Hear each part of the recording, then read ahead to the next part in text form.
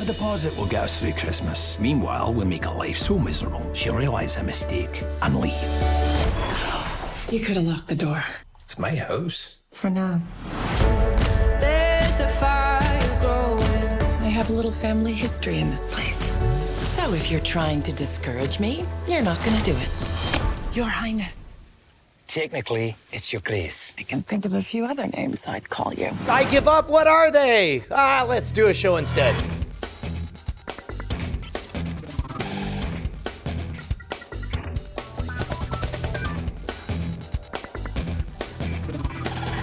Welcome to Cordkillers, the show about watching the stuff you love when you want, where you want, however you want. I'm Tom Merritt. Hey, I'm Brian Brushwood, but more importantly, we are joined as always by Bryce Neshcom Castillo. Hello. Who brought us the trailer to, what did we just see? That is a trailer for Netflix's upcoming A Castle for Christmas. An American writer, played by Brooke Shields, gets spurned after a failed book of hers and ends up traveling to a castle that her grandfather told her about as a kid, and she goes to buy it, and the Duke who lives there, who's a crotchety guy, says, "You gotta live here with me for 90 days," and I'm sure they're gonna fall in love. It turns out he's a ghost, and he's trying to scare him. It turns out he was dead the whole time. That's right. It's a surprise horror romantic comedy. That's coming. It's coming to Netflix November 26th. Right on. You don't have to wait till November 22nd to talk to Allison Sheridan, our guest on this week's show. Boy, it's been a minute. How have you been, Allison? Good. It has been a while. I don't remember where I was. I should have shown up sooner. Yes, by all means, show up physically on our doorstep in the middle of a global pandemic. A lot of people don't realize that every guest we've had since the last time Allison was on was a last-minute fill-in for Allison as we waited and waited for her to finally return. Well, cool. In fact, Allison has got a lot to tell us in our primary target.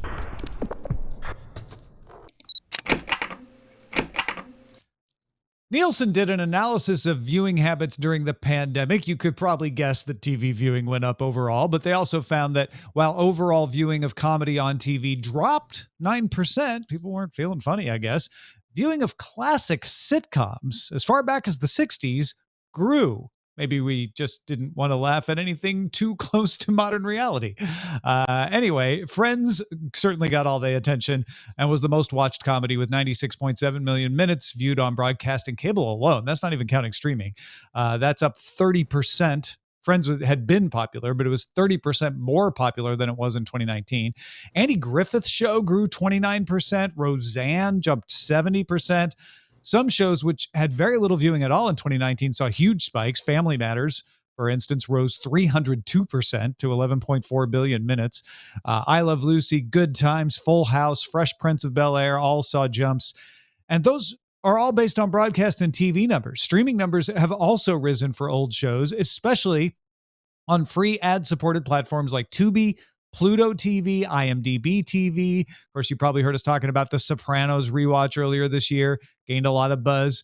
Nielsen listed The Office as the most streamed show in the United States in 2020. This is all probably somewhat old news. But why is this happening? Why are people watching old stuff? Allison has volunteered to share her perspective on why old TV shows have been gaining more of her viewing time. Allison, where should we start? When did you notice yourself turning to old shows for comfort? Well, it was a few years ago. Steve and I went back and rewatched Frasier, and just had a really good time and remembered enjoying that. And then we sort of worked our way into Cheers, and that got a little bit weird because it doesn't completely hold up. You know, like when Sam actually hits Diane, it was a little uncomfortable. There's some pieces to that. But we then just got on this thing of just trying these old shows. And there's something really comforting about going back to these old shows. And not everything holds up. But I think maybe what this is the meatloaf, the comfort food of television. And one of the things that really surprised me is I think a big part of it is the music sometimes, of the intro music. Listening, when you hear the theme song to MASH come on, there's this nostalgic wave of wonderfulness. And, talking about Friends, who doesn't sing along to the Friends theme song, right? And those aren't necessarily, Friends isn't a super old show. but one of the things I really started, it is really fun about watching the old shows is like we're watching Boston Legal right now, and watching William Shatner on Boston Legal. And we're Star Trek fans, so we watch the original series, and then watching him go into space. So at these different stages in his life, it's just really, that's been kind of fun. And there's also Rene Auberjonois is in Boston Legal, and of course he's in Deep Space Nine that we're watching right now. So seeing the same actors popping up across history has been really fun. So I have a theory, Tom. Yeah. Let's divorce. We're not even married. Well, okay. First, Don't get ahead let's of get ourselves. married. Tom, will you Then- marry me? Okay, yes. Okay, let's divorce the Fine. No, It's not working no. out. Oh, damn it. So if you how can I phrase this? Picture a flavor profile, and you're not interested in whether it's a sweet or a sour flavor, a bitter or whatever flavor, but you're only measuring intensity. There have been experiments where people left alone in a room will become with only a electrocution box, like a little thing that gives you a shock. It happens all the time. I was going to say the same. No, literally, they've done experiments and they found. Right. Experiment. Got it. They have found that they're like, hey, we need you to sit here for a little bit. You're like, okay, cool. What's this? It delivers shocks. It's a gum bar. Don't even worry about it. And then it's Yeah. like this is what it feels like, and it's like that's for a different experiment. We'll be with you in a bit, and then they just leave them there, and people get bored enough. That they strap on the electric shock box, and then they play with it. They just hit it and they zap themselves. And I think that that's how we are when we are healthy and have no stimulation. We have nothing going on for us, right? There's nothing interesting, and that's why we seek during good times edgy comedy, outrageous stuff. It's a bit like hopping onto a roller coaster ride. You dance, you do karaoke, you do things outside of your comfort zone. And notice it's called a comfort zone. And sometimes they're pleasant, sometimes they're unpleasant. But say what you will about the last 2 years, there's one thing they haven't been, and that's boring. We have not suffered for a lack of stimulation. So as a result, I think we have all craved that comfort zone and something boring. I personally don't really like the flavor of nostalgia. I find it too painful. But I do hold on to things, figuring someday down the road, when I think I'm about to die, I'll indulge in all kinds of nostalgia. New set of facts. 1 year ago, when I had COVID, I went back and started watching Knight Rider and V. And now we're in the middle of our first ever early 1980s watch on Spoilerin time with Miami Vice. I think that we're all craving that comfort food. And it's purely just a matter, again, whether things are good or bad. Just as a matter of stimulation, we want moments of zen, less stimulation, that kind of thing. That's really interesting because when I saw that Nielsen number that said comedies were down, but old comedies were up, I was thinking along the lines of if we were going to watch something that reminded us of modern times, right? Something that was relatable to now, we didn't want it to be funny because times are not funny right now, and it's like somebody telling a joke too soon, right? And there's another principle in that people like horror because they like the feeling of being relieved that the fright is not real, right? It's not that they like being scared. They like the relief of, oh, it's just a movie. And so that could be why modern stuff, we want intense, not comedies. Whereas old stuff, it's like, oh yeah, but that's fine. That's not reminding me of modern day. And if I'm not wanting to get that relief of being scared, I think, Brian, you nailed it. I want the comfort I want that sort of like wrap me in a soft blanket where I'm not going to be challenged. I'm not going to feel frightened. I'm not going to feel scared. Allison, does any of this, jive with what you experience? Yeah, but in a completely different way. Both of what you said is true, but I see it differently. My old TV watching didn't start with the pandemic, so it started long before that. It started Sure. maybe 4 or 5 years ago. But exactly what you're saying, the intensity of, when things are too intense, you want that old comfort food. It's by time of night. So we don't watch MASH at 8 at night. We watch it after watching something like You. Right. I mean, that's it's so then I gotta have the me some Netflix show. Boston Yeah. Legal. Right. The Netflix show. So, some Murder and Mayhem first. And then, okay, now I'm going to watch, some Deep Space Nine, or I'm going to go watch, just something to calm me down afterwards. I do in the middle of the day too, like when I'm washing dishes or I'm eating my popcorn snack in the afternoon, Mary Tyler Moore. And part of it is those shows are really funny. They're really, really funny. They're not just, I'm not experimenting with something I don't know if it's going to be funny. Mary Tyler Moore is actually hilarious. We laugh out loud at it. So, but you also don't feel bad if you miss it because you're busy doing something, right? Exactly. Because, you saw it and you're pretty sure you know what Ted said when he walked in, right? Yeah. That's interesting because that's the only type of old repeat viewing that I'll allow myself to do is stuff that I'm playing Hearthstone during, and it's fine if I drift in and out because I already know it. But to be honest, I quite literally am scared of engaging in too much of that because I'm afraid of becoming calcified, and so as a result, I only rarely treat myself to that. Like I don't know, when I have a disease that says I have a 10% chance of dying 1 year ago. Sure. And what you were saying about the end of the night, like you watch a challenging show, like an intense show, and then you follow it up with an amuse-bouche of MASH. Exactly. I hadn't really realized this, but Eileen and I do this separately. We will watch our intense shows, our scary shows, or maybe not even intense, but our Chinese language or Korean language shows where you have to concentrate a little more because we're not watching it in English. We watch those together, and then I go to sleep earlier because I'm an old man, and so I will go off and I'll watch Star Trek: The Next Generation, and she'll go off and she'll watch Younger, the TV Land show, both of which very low impact, very low intensity. Like, okay, now we're done with the intense watching. I'd never really thought about that before. Well, and I think we've skirted around in a different way this same issue when we talked about the popularity of like makeover shows, or as we politely call them, waterfall television, stuff that is meant to be on in the background that you can kind of glance over at, drift in and say, that's a messy room. Yeah. That's a clean room. And then stop paying attention again. And I think there's a place for that.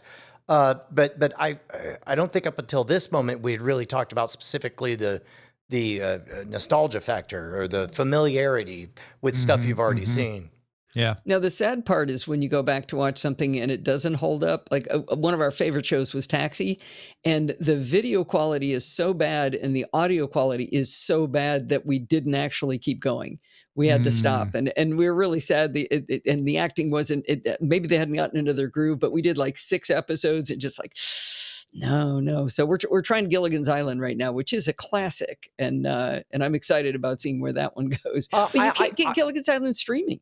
I would say that don't discount the fact that the fidelity really does seem to matter. As a matter of fact, there's an excellent Radio Lab episode where they talk about when Bing Crosby wanted to record his show instead of do it live. The mere fidelity was poor enough that when he switched networks, his ratings tanked, and then because of the capture of German tape recording equipment, they were able to get a fidelity, and all of a sudden the exact same show did very, very well because it sounded as though it was live, and it was the beginning of the laugh track and the edited episode. And it is the sound. Yeah. It is the sound, because like we'll watch a super fuzzy pixelated kitten video on YouTube, but if the audio is bad, you're going to shut it off. So it's Yeah. the audio is what really matters. So one lingering question I have, because we have a decent spread of ages. Bryce, do you feel the tug for that comfort food of nostalgic stuff? And have you felt any different during the pandemic? You know, like shows from your childhood, like Lost. Like 20 minutes ago. I have found, I have a strange television watching history. I spent a lot of high school watching like some Japanese TV shows, and in fact, in the past year or so, I've found like someone on YouTube has uploaded them all in a row, numbered and organized and stuff. And I've gone back and I've watched a lot of it because it watching it as an adult, watching it with more knowledge of the language and the situation, I understand it a little more, and I've been doing the same thing with music, and I think that totally tracks. Yeah, I think the other thing is the accessibility of it. You know, when I was in my 20s. If I wanted to watch an old TV show, I had to find it on cable and set my VCR to record it, which I did for some things, or I had to buy a box set. And you know, first that was VHS, and later in the 90s it became DVDs. But it was even in the early 2000s. I remember Eileen and I were binging Alias by me driving to Borders and buying the next season box set DVD. Definitely did the same thing. With Battlestar Galactica, yeah. At worst, you have to order the box set DVD from Amazon Prime for overnight delivery, but most things are at least available for purchase streaming if they're not available on a service. And a lot of the stuff we're talking about here, your Cheers, your Mary Tyler Moore's, they're available on multiple streaming services, many of which you can get without having to pay for them, right? Pluto TV, you just pop it on and there's a whole channel devoted to nostalgic TV. Well, I remember you were talking on Cordkillers a while ago about what place Hulu takes, and it wasn't what I think of it, but that's where I watch all of my old TV. Like almost everything that I watch is on Hulu, and I don't watch much current stuff on there. The other thing I want to say about watching the old stuff is you see an interesting shift in the norms. So if most of the shows I'm watching, the women are really skinny, like it makes your eyes hurt a little bit to look at how thin they were. And that's, of course, when I grew up with my own body image, was when I was watching these women that are like size zeros. And it's disturbing to look back and remember that was what you looked at all the time. You know, what's funny is Bonnie, you know, we're doing a rewatch of some select episodes of Miami Vice. Not to spoil our spoiler in time, but my wife Bonnie watched one of the episodes with me, and she was blown away. Like, boy, I remember in the 80s thinking all these women were so hot, and they just have natural bodies. They're kind of thick. Yeah, but it's interesting how that changes over time. Yeah, I think that is also part of the fun of watching old television shows, especially if you haven't seen them since they first aired. I went back and I've been slowly rewatching Cheers, and I've run into a lot of the same things you have, Allison, where it's like, ooh, yeah, you would not do that. You would not say that. That would not be a situation you would include as your plot point. But there are also things that I get surprised at, which is like, wow, the bar personnel here is intentionally diverse, and it's not the cast, but you're like, this is where they were. Like, okay, we can push the edge by who we have in the background. The network may not let us, cast diverse. They might not buy that yet. But you see, there's an episode where they deal with gay issues on Cheers that I found surprisingly it was farther ahead than I would have guessed 1984 would have been, even if it wasn't close to where we are now. Man. So you get the fun of like gauging like, oh, that's surprising. Oh, I wouldn't have expected that. Oh yeah, that's worse than I'd expected, etc. Well, and to see that kind of progressive thought from, of all places, Hollywood writers. Right, Well, a conservative bastion, as we all know. Yeah. Mary Tyler Moore show starts out with Mary Tyler Moore is this very meek, mild, everything is super, super sexist. And if you watch long enough, she grows into this person who everybody has mad respect for her, and she stops putting up with the crap. And you see her evolve over time. They don't evolve very much, but they sort of, okay, for Mary, yeah, she's special. She's different. We're going to respect her, even though she's a woman. But you can see there was an evolution of the way they grew her character, or the way she grew her character. In an alternate universe, they kept the show going. And because she lived so long, she became powerful herself and became, ironically, super sexist. It's all just, never mind. What are you talking about? I'm making up an alternate timeline. No, don't bring Mary Tyler Moore for me. The reason that didn't work for me is because I'm like, but she does grow up and she becomes a news anchor. Like, I only saw a couple episodes as a kid. Well, what's great is Betty White gets her start there. And then I'm watching Boston Legal, and Betty White is on Boston Legal, and of course seeing Betty White do things today. And it's just so fun to see her. I'm confusing Dick Van Dyke Show with Mary Tyler Moore Show in my own head right now, too. Oh, right. Yeah, because she isn't in the news in the entirety of Mary Tyler Moore Show. Yeah. Well, anyway, folks, what are you watching? Fun. Where are you watching it? What's your nostalgia meatloaf watch? Let us know. Cordkillers@gmail.com. Yeah, dude, hit us up with an email like a bat out of hell, or a member of a secret underground boxing organization. Those are my two meatloaf references. Or you could give us $1 an episode by heading on over to patreon.com/Cordkillers. Keep us loud, live, and independent. Get your own RSS feed. Get exclusive access to our After Talk segment, and most importantly, get the smug privilege of having us call you our boss. Yeah, you can actually send us a message in Patreon. That it's like the white glove delivery of your message to send it through Patreon. All right, let's talk about how to watch. Are phone companies the new TV bundle? Hang in there with me. Starting November 9th, T-Mobile USA is going to offer subscribers a year of Paramount Plus Essential, that's the one that has ads in it, at no additional cost. T-Mobile already offers Apple TV Plus and Netflix for free to its subscribers as well on certain plans. It always gives you the base plan, but even if you upgrade the Netflix plan to the higher resolution, multi-stream, whatever, you still are getting a discount subsidized by T-Mobile. They're not the only ones. Verizon includes the Disney Plus bundle. That one gives you ESPN Plus and Hulu along with Disney Plus. AT&T offers HBO Max with some of its plans. More of these offers are coming and going too. So some only last a year, then you have to start paying. Others last for as long as you remain a subscriber, just as a way to keep you. But with real or even imagined costs of streaming heavy on a lot of consumers' minds, these are compelling offers and smart attempts to keep you as a subscriber.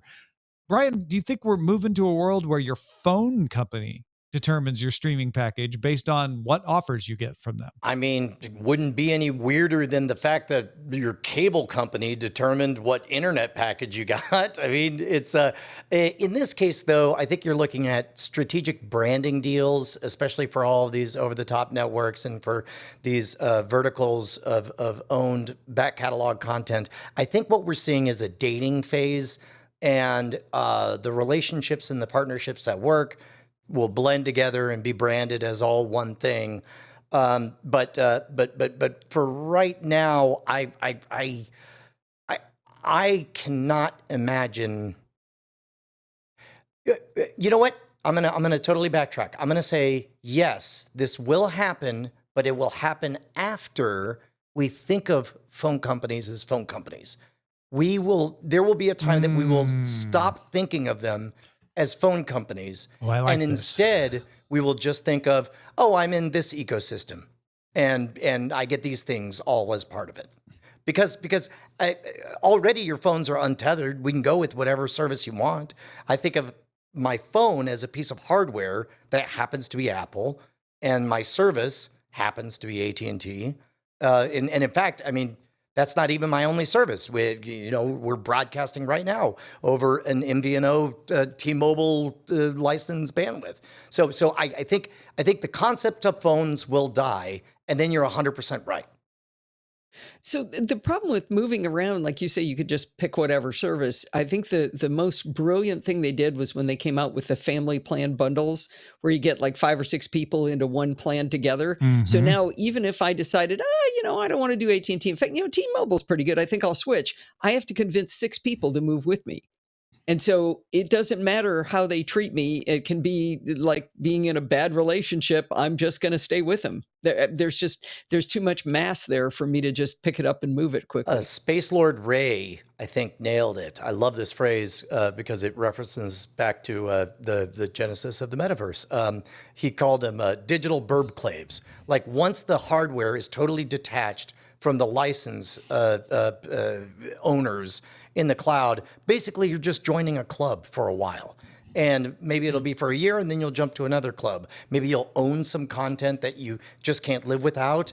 But in general, this digital burbclave, this country club happens to have these amenities, including all of Friends or The Office or what have you. But you won't really think about it in terms of a phone company. How does that track for you, Tom? Well, to Allison's point, you're right. The lock-in of the streaming is not the only way to keep you locked in. The family plan is a better way to keep you locked in, because then it doesn't matter if they take away your ESPN Plus or your HBO Max, you're gonna stick around. And to your point, Brian, I don't think it becomes. I think like suburbs, these digital burbclaves will all start to look alike.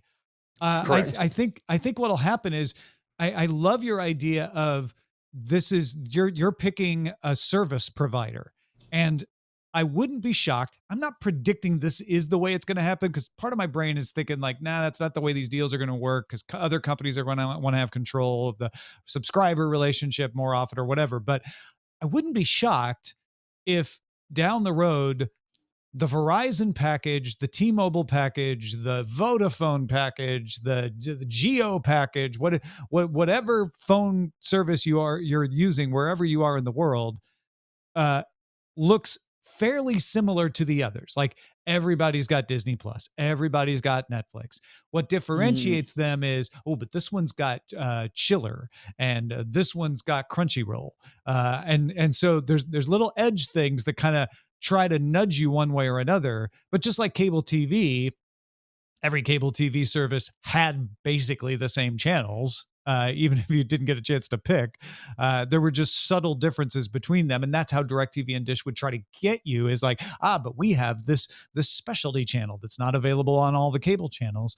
I feel like that would be where we'd head, where they are no longer thought of as the phone company, like you were saying. They're thought of as the way I get a package of services, and each one has minor differences, but they mostly deliver you the same thing, which is what a lot of people are saying is I want one bill. I don't want to, I want control over what I view, but I just want it on one bill. I think you can see the greatest amount of erosion towards that with the word Verizon. Because when I say the word Verizon, some number of people instantly are thinking of their cable company. Others are thinking of their phones. Others are thinking of the bundles and all that stuff.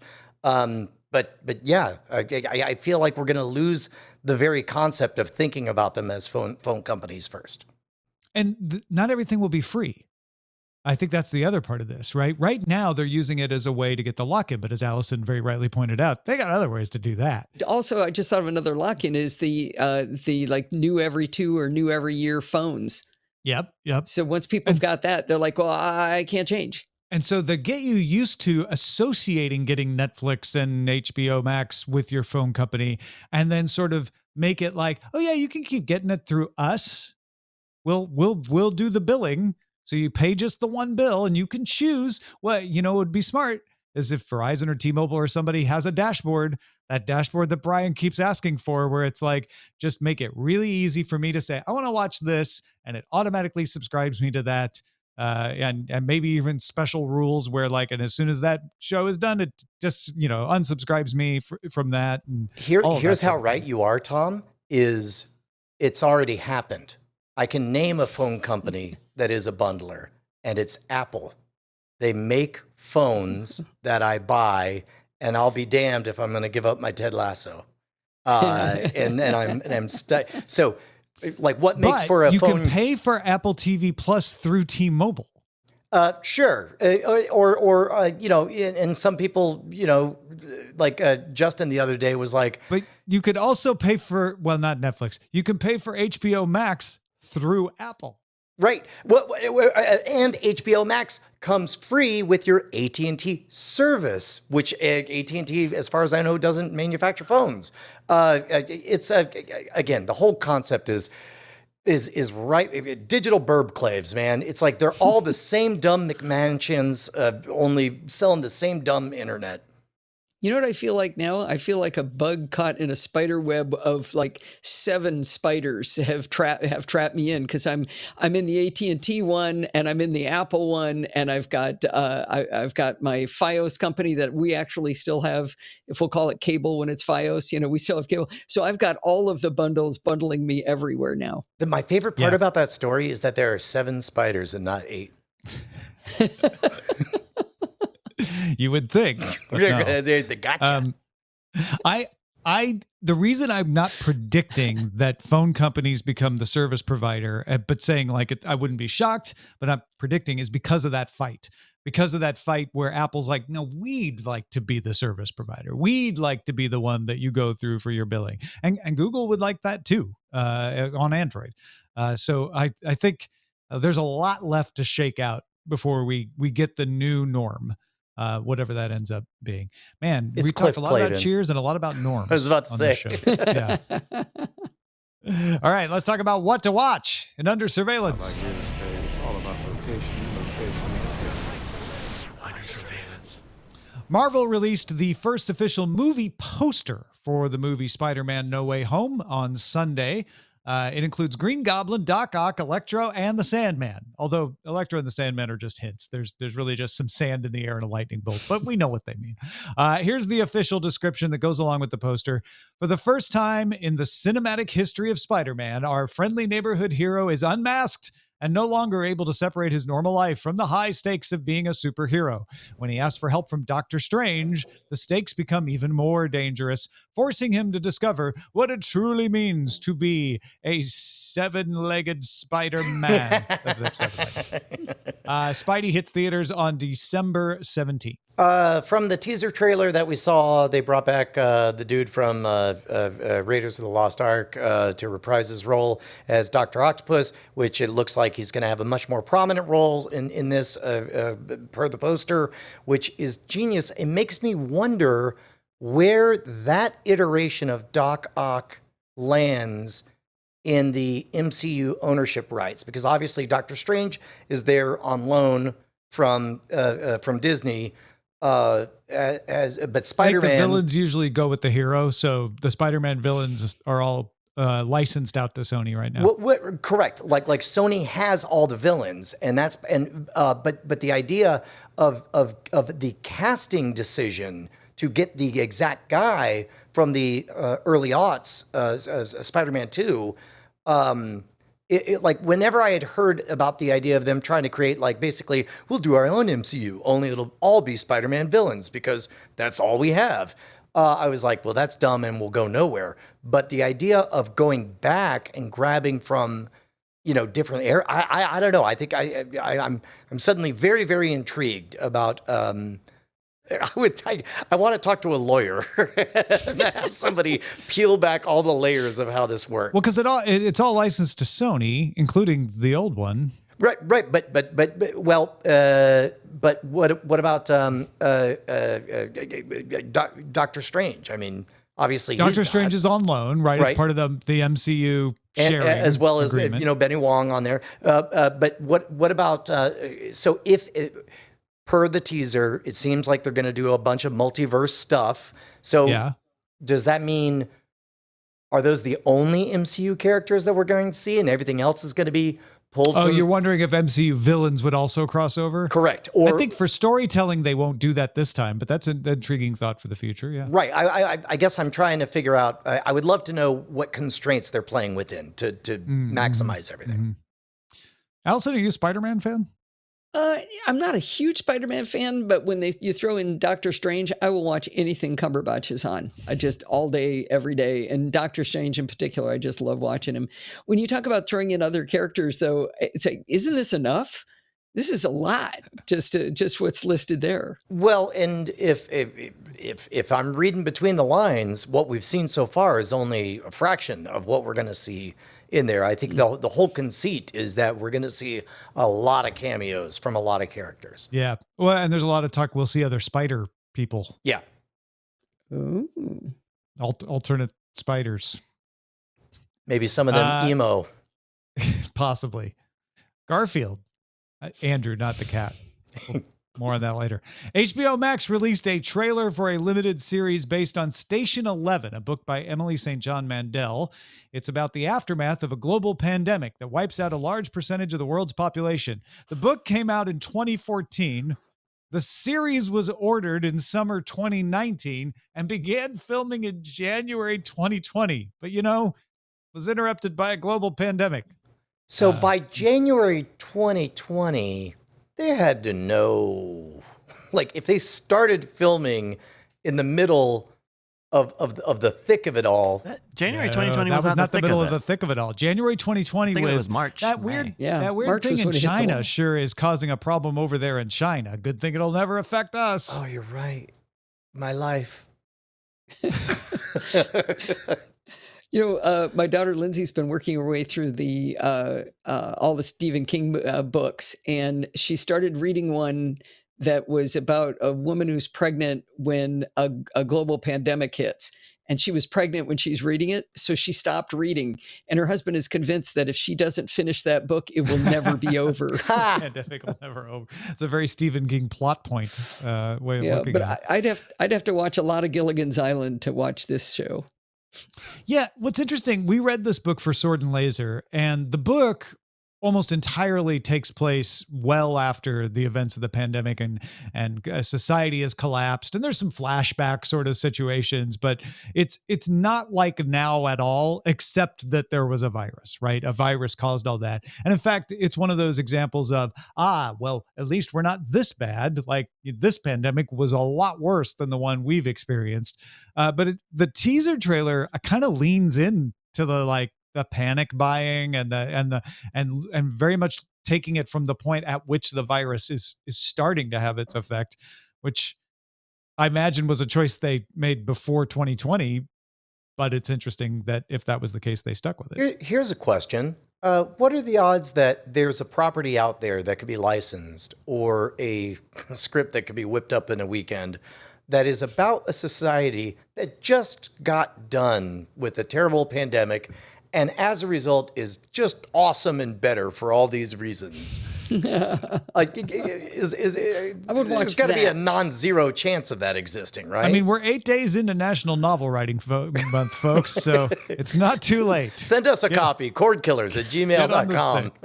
By the way, here's anyway. some terrible news. I want to squeeze in here. I was looking up which book it was. I think it's The Stand is Yep. what she was reading, rather famous one. But accidentally, I found a video from August, an interview with Stephen King, and he says he plans on writing a book about COVID. Oh, great. Yep. Makes sense. Yep.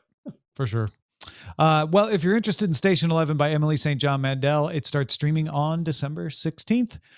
Finally, Taika Waititi, Jermaine Clement, and Peter Warren are going to write a movie based on the graphic novels The Incal by Alejandro Jodorowsky and Jean Giraud, a.k.a. Mobius. The story began in the magazine Heavy Metal back in 1980, and 92-year-old Jodorowsky appeared in a video on Twitter saying he has seen Taika Waititi's work and said, quote, he is exactly the right person for the project. Like, that's got to make Taika Waititi feel pretty darn good. Yeah. As if, look, I'm starting to Taika, if you didn't keep making the best stuff, I sure would want to be a person who said, that's enough good stuff from you, sir. It's not your turn to be so awesome. Right. It's like, oh, yes, let's keep clapping for Taika. He did another awesome thing. He's not an overnight sensation anymore. Is that what you're saying? Yeah. Correct. Yeah. That said, though, It's like, I it's do like at think- some point you discover that you're cheering for the Yankees. And then, You're like, they're not called the Highlanders anymore, and they've won 8 World Series. Oh, crap. right? Yeah. A few other notes here. Deadline reports that Gal Gadot is in talks to play the evil queen in a live-action movie of Disney's Snow White. Ariana Grande and Cynthia Erivo have been cast in the Universal film version of the musical Wicked. Production starts this summer. Apple TV Plus has obtained the rights to a 4-part docu-series about Magic Johnson. A new stand-up special from Michael Che will premiere on Netflix November 16th. Called Michael Che, Shame the Devil. And starting Friday, November 12th, Disney Plus will stream 13 Marvel movies in IMAX expanded aspect ratio. And finally, after a 31-day theatrical exclusive, No Time to Die is available for rental in the U.S. on all major platforms, including Amazon, Apple, Xfinity, DirectTV, Spectrum, and Vudu for $20. $20. Are we ever going back to the 90-day exclusive? No. Oh, no. Right? Definitely not. Yep. It's 45 at most. Yeah. If you've been paying attention, folks, 90 days over. Streaming Marvel movies in max expanded aspect ratio, that's a giant 4:3, right? No, it's not. It's a 1 to, oh shoot. I actually have it in a rundown for a different show. It's like 1 to 9. It's 1.9. It's 1.9 to 1. Almost. Yes, 2 to thank 1, you. 1.9. 1.9. But closer to okay. It is wide. So wider screened. Or Basically, No, it's taller. The It's a little widescreen version of Avengers right now has big black bars at the top. Yeah. So with the IMAX aspect ratio, you have thinner bars. Okay. How many TVs will this make happy? Like how many people have TVs? Don't have feelings. Sorry, what I mean by this is how many monitors exist in homes that people are going to be saying finally to this? What's weird about that is you're reducing the amount of empty space on your TV. So in a way, it's like, oh, this is better because I'm getting that IMAX aspect ratio. If you have a projector, it means like, ooh, I could do like a very IMAX type thing. But if you do the IMAX, then because it's using more of your space, your TV didn't actually get bigger. So the things in the picture do get a little smaller. Yeah. All right. Okay. Allison, does it make any difference to you? The only thing that really bothers us is when it's 4:3, and that's where you come That's into a your lot of taxi bar. aspect ratios, those kind of things. We do like full screen though. Yeah. It's fuller screen. Maybe not. Fuller screen. Totally full. Yeah. Yeah. Well, and I think the better your TV is, the less likely those bars are going to bother you if you've got, If you got rich deep blacks. Yeah. I will vouch for the fact that when I watched the Miami Vice on the big screen over in the studio, it doesn't bother me that it's 4:3 because it's so big. All right, let's talk about what we've had our eyes on. Starting with our guest, Allison. What have you been watching lately? The new thing I've been watching is Only Murders in the Building, and I've just been enjoying the heck out of that. It was a little bit of a slow start for me. I was kind of like, well, it's pleasant enough, the first couple of episodes, but it's gotten quirkier and weirder and funnier and more awesome, and I've really been enjoying it. And it's You about said podcasters, so Well, there's that, and there's a little bit of crossover from one of the shows that I'm watching that I've in the olden days that is coming into the plot, a couple of them. So, not to spoil anything, but it's been really fun. I like it. It's weird. Cool. yeah, Only Murders in the Building with Steve Martin, Martin Short, And Selena Gomez. Selena Gomez on Hulu. I've talked about it before. It's you're not finished with it though, right? Right. I'm not done. Right. So I won't tell you how it ends, but it's a fun little murder mystery. Yeah. Lots of twists along the way too. Yeah, the characters are just so different. They're just hey, there's even a crossover into The Office.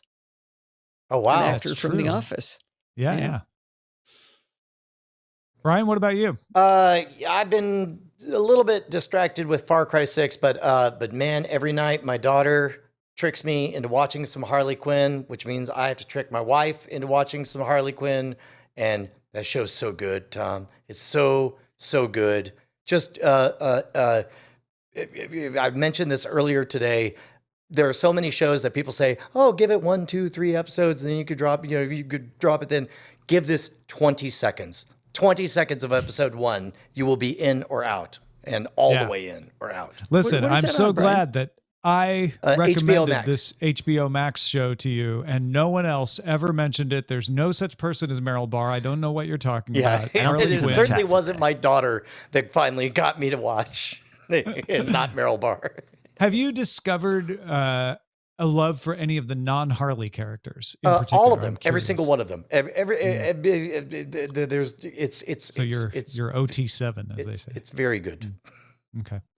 Well, I feel like because The Eternals came out, and it's the 4th largest grossing movie to come out since the pandemic started, and because it's Marvel, and because there's a online controversy over the fact that the critics have been panning it, but the audience seems to love it, that I should mention that I saw The Eternals 3 weeks ago in preview, and I wasn't allowed to tell you until now, but now I will tell you. The Eternals, it's good.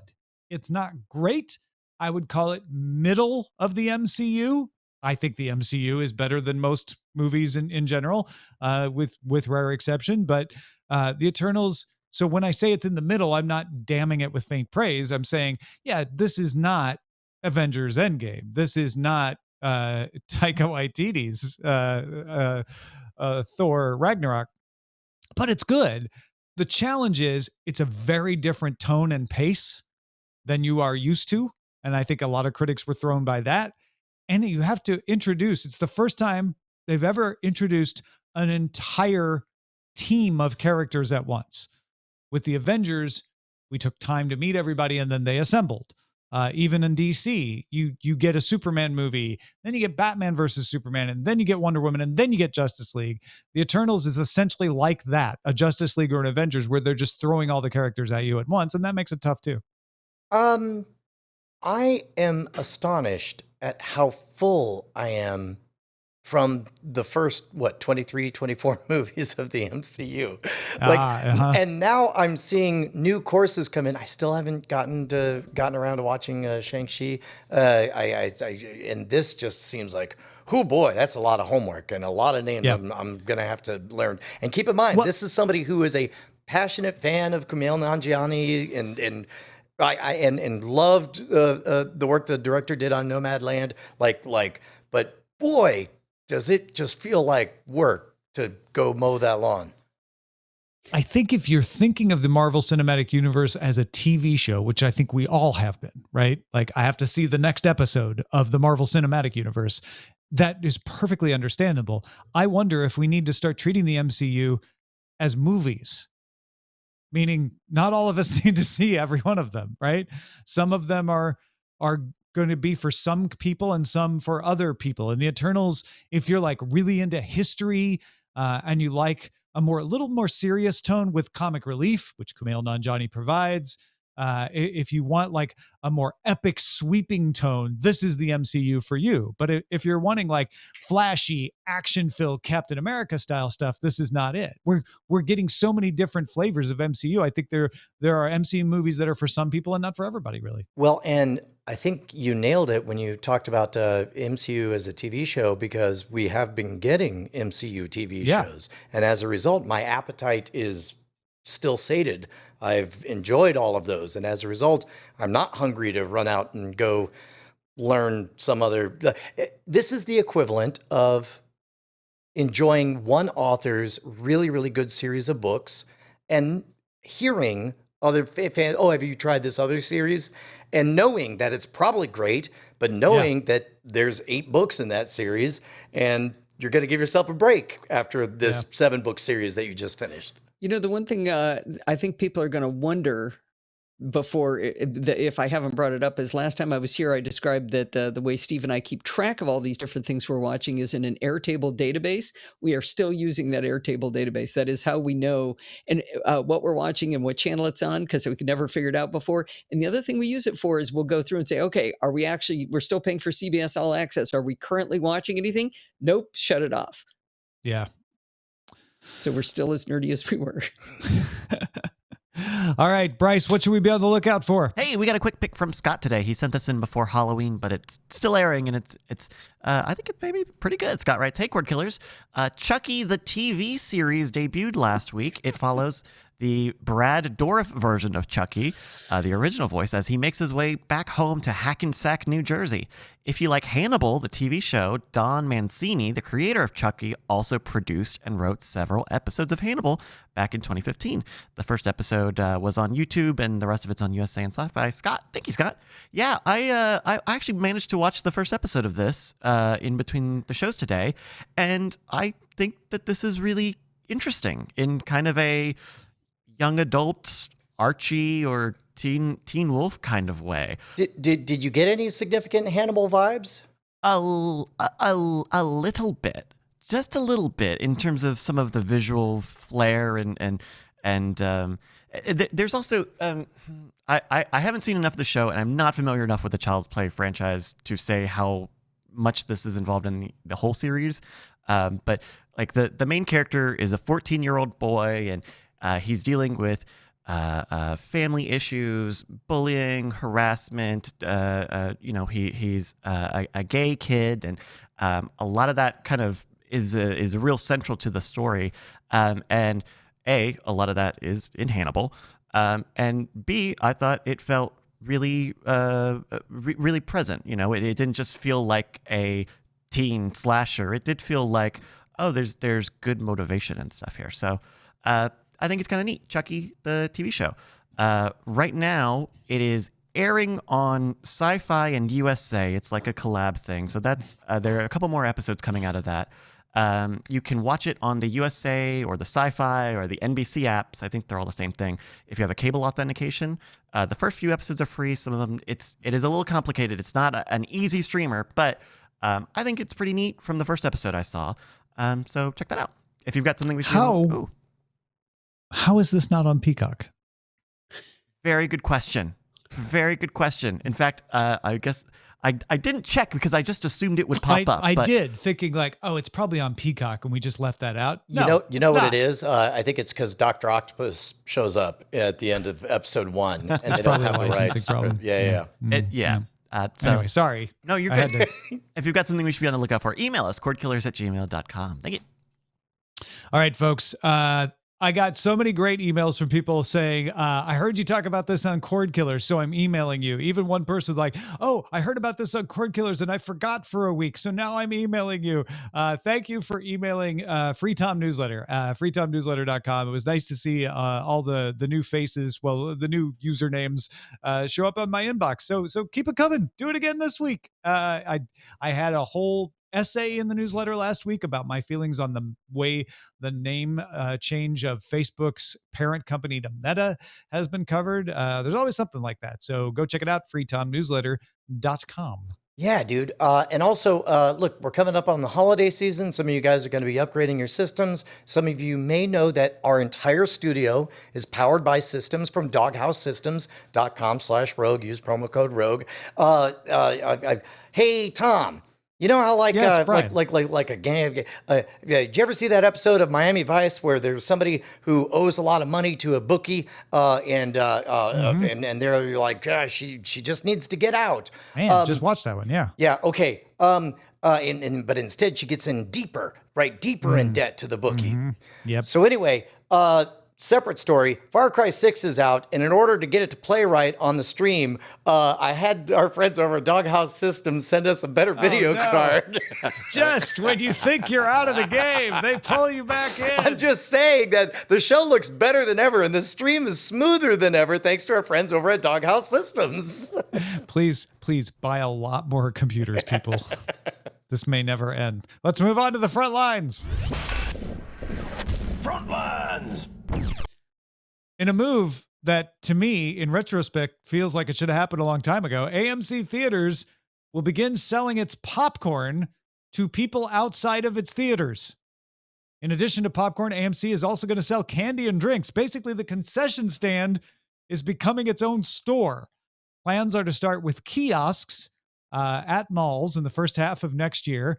These will be targeted to places that don't have an AMC theater. You'll also be able to get to-go items without seeing a movie at the theater, if there is a theater in your mall. Then standalone retail stores are coming, with about 15 expected by the end of 2023. And eventually you'll be able to get popcorn and snacks delivered to your house, where you watch movies. So I'm the most. There are many things that surprise me about this, not the least of which is the fact that isn't the candy a ripoff? That's their only profit margin, and the popcorn is a ripoff. Why would you spin out just the ripoff part of your? I guess to make a lot of money would be the answer. It's genius. It's genius because the reason the candy has to be priced so high is the overhead of running a theater is so high, right? Right. And because you make so much, because the studios get all the money from the ticket sales. Exactly. Yeah. So you do a mall kiosk, the overhead's nothing. You sell the snow caps at half what you would charge in the theater, making it seem like a screaming deal. It's still 3 times what you pay at the 7-Eleven. Yeah. Step 3 profit, Brian. Well, and I will vouch for the fact, as somebody who worked at a movie theater, there is no replacement for true movie theater popcorn, except for, I guess, whatever this is. Until now. I must be the only person. I make my own popcorn and I bring it in because I like real popcorn. You're not allowed to do that. Yeah, you are in California. Wait, really? Yeah. That's amazing. Yeah. Meanwhile, I do it in a big bag so I don't have to have the conversation. I want to point out that the global popcorn market is estimated to reach $6.24 billion by 2028. So I have to say, we may live in a world someday where kids are like, oh, AMC used to be a theater chain? The popcorn people, you mean? Oh, the popcorn and candy people and action figures and line extensions and okay. In a bid to help people remember that it still exists, DirectTV Stream is offering customers in the Dallas Regional Sports Broadcast region a $50 discount for 5 months on their packages. That includes Valley Sports Southwest. The region includes Northern Texas, parts of Oklahoma, Arkansas, and Louisiana. Valley Sports Southwest broadcasts the Dallas Stars hockey team and the Dallas Mavericks basketball team games. Yeah. They also do the Rangers, but in this 5-month period, there won't be any baseball, so that doesn't matter. But smart move with people complaining about how do I get the sports? DirectTV Stream is like, here, get it for basically free. And ESPN and TNT and all that stuff too. You ever do one of those tongue twisters where you have to say a lot of words and you don't know what they mean at all, but you're just glad that I really should have them done all? this one. You're saying I should have assigned this one. I'm sorry. I apologize. No, I'm just proud of me. That's all. I made Brian name sports teams that, okay.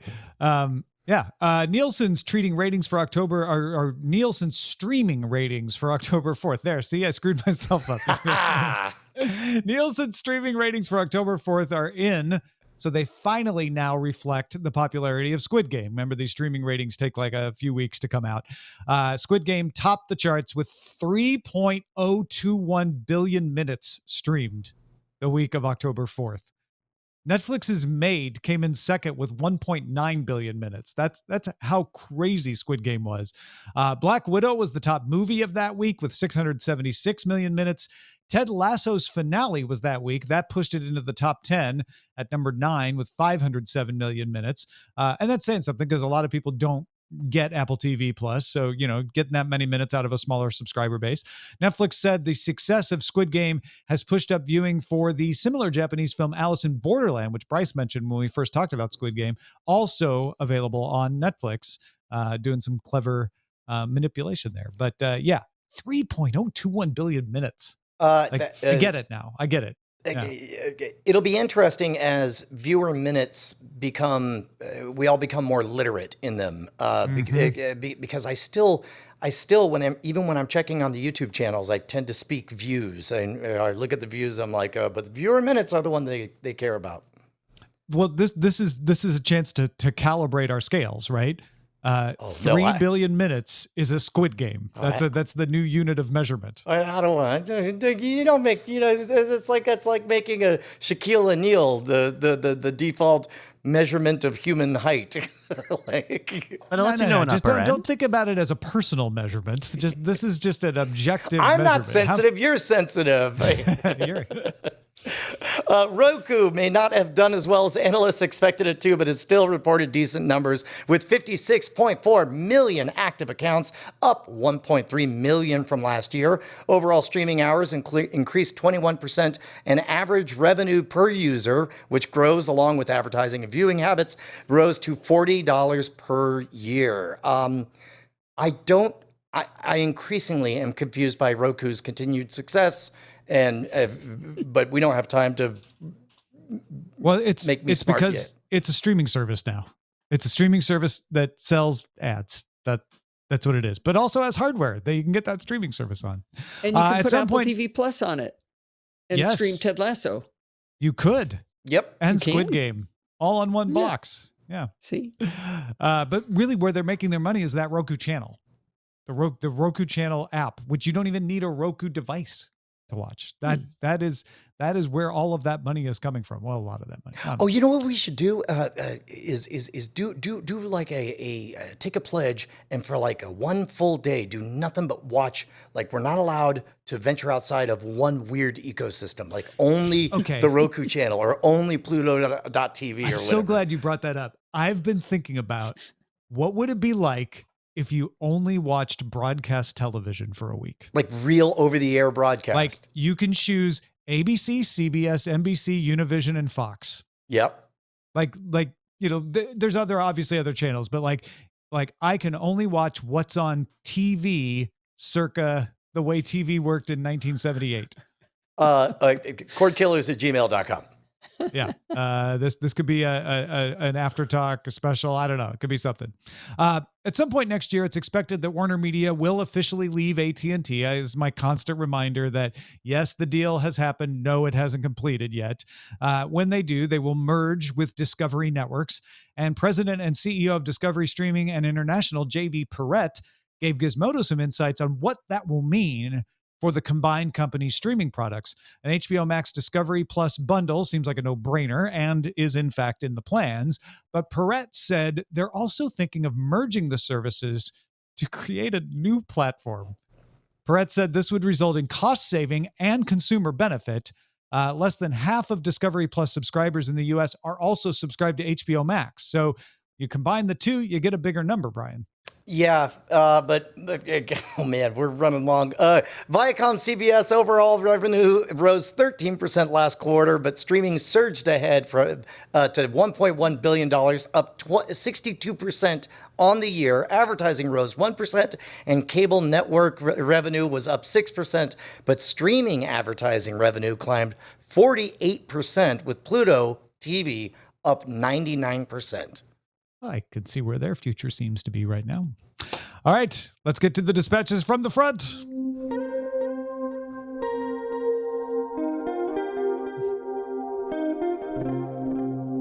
Now, I don't know if Mark Davey knew that known VR skeptic Allison Sheridan was going to be on the show today. But Mark Davey wrote, one of my favorite ways to consume movies, especially big budget summer movies, is in VR. I always loved the Cinema Dome in LA, but in VR, I can have an equivalent experience every night. Being able to watch a huge curved display while sitting on the moon was a fantastic experience to watch For All Mankind. There are multiple applications that will let you watch movies with friends, which was great during the COVID shutdown, whether it's a native app like Prime Video Theater or a third-party app like Big Screen. I hope you explore this medium on your show because it's an amazing experience to share with your bosses. I've dabbled a little bit in this. I loved the idea of big screen.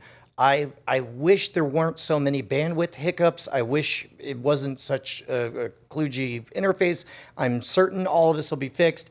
The biggest hiccup for VR is I can't wait until they're counterbalanced and you don't feel like you have a heavy, 2-pound brick on your face the whole time. But there is nothing like the experience of feeling like you're there with your friends watching the same thing at the same time. Tom, you know who started trying to talk me into how cool VR is? My mother-in-law. She's in her early 80s, and she told me that she just tried it for the first time. But she said something I had never heard anybody say. Maybe everybody feels this and they don't talk about it. She said, when I was in there, it was so big. Everything was so expansive. And then I took it off, and it was so claustrophobic when I took it off. And I thought that was a really interesting observation. To double down on that, I believe that's one of the stated remedies. Elon Musk has talked about, trying to get to Mars. That's a very small capsule everyone has to be in and share. And one of the ways to alleviate that claustrophobia is to do lots and lots of VR. Oh, interesting. Yeah. Lots of sitting in a big open field with lots of green and blue. And yeah, I could see that. Brian, Tom, Bryce, and possible guest, writes Bill near Athens, Georgia. Last week when you talked about Dune Part 1, you made it sound as if all multi-part movies were always finished. Well, you've set up a straw man because that's not what we said and not what we meant to say, but carry on, Bill. Bill says, after all, if Hollywood was going to invest enough movies into the beginning of the movie series, surely they would spend what was necessary to finish it. Again, we might have made it sound a little bit like that, although I really meant only that it applied to Dune, but carry on, Bill. Bill says, I have two examples for you to consider. Number one, the Divergent series was literally one book away from being finished when Hollywood stopped that series after 3 movies. Number two, Narnia. In 2005, The Lion, Witch, and the Wardrobe was released. In 2008, Prince Caspian. In 2010, The Voyage of the Dawn Treader. And then nothing. Clearly, Hollywood is willing to walk away from a series of movies if they think the odds are not in their favor. Bill, you're absolutely right. And you have 2 examples of that. My point was that I didn't think Dune was going to be like Prince Caspian or the Divergent series. And it was a pretty good bet that they were going to keep making Dune. And also, they generally do make these series. Yeah. Like, you picked the 2 negative examples, but come up with some more? I mean, I don't know. Well, and Bill's certainly right if the point is basically like Hollywood is a cutthroat environment, and the moment it's not making money, it's done. Sure. But I think our point more in general is that it's hard to get anything made.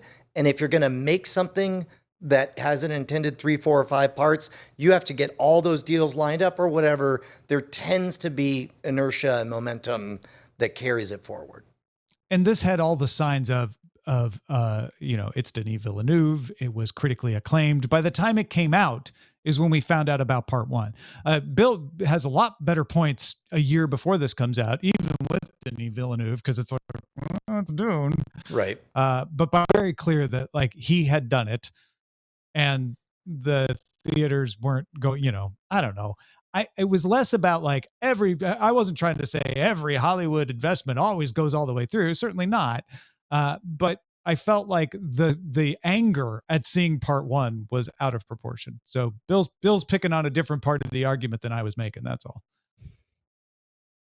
Hey, Allison, where can we see more of all of your stuff? The best place to go is podfeet.com, podfeet.com. Got a whole bunch of podcasts I do, and I do a lot of blogging, write a bunch of stuff. And as I like to say, I'm not always right, but I'm always entertaining. And you have a great interview on NosillaCast this week with a company that's making a way to guard your voice assistant so you can still use it like a voice assistant, but it's not always listening to you. Yeah, the company's called Posio, and it was a company I found through Pepcom. But you take your smart assistant, quote unquote, and you shove it in this thing, and it blasts audio into the microphone so that it can't listen to you. And the device itself is not connected to the internet, but you can tell it stopping the other device and then let it talk. And it works. They've got ones for phones, all kinds of stuff. It's really, really an interesting thing. I'd never heard of anything like it before. Very cool. Yeah. Interesting stuff. Our website is Cordkillers.com. Our email address is Cordkillers@gmail.com. We're live on twitch.tv/Night Attack. Also carried on diamondclub.tv Mondays at 7 p.m. Eastern, 4 p.m. Pacific. We'll talk to you next time. Hey, Tom Merritt, what's going on?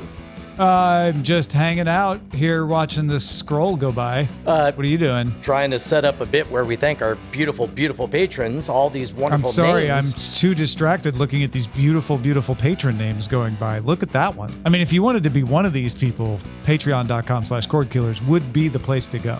I mean, they're scratching our itch. Like, because we're I think addicted. as long as it's consensual, like, it's fine. We're addicted to their money. And love. Might as well face it. Well, God damn it. Diamond Club hopes you have enjoyed this program.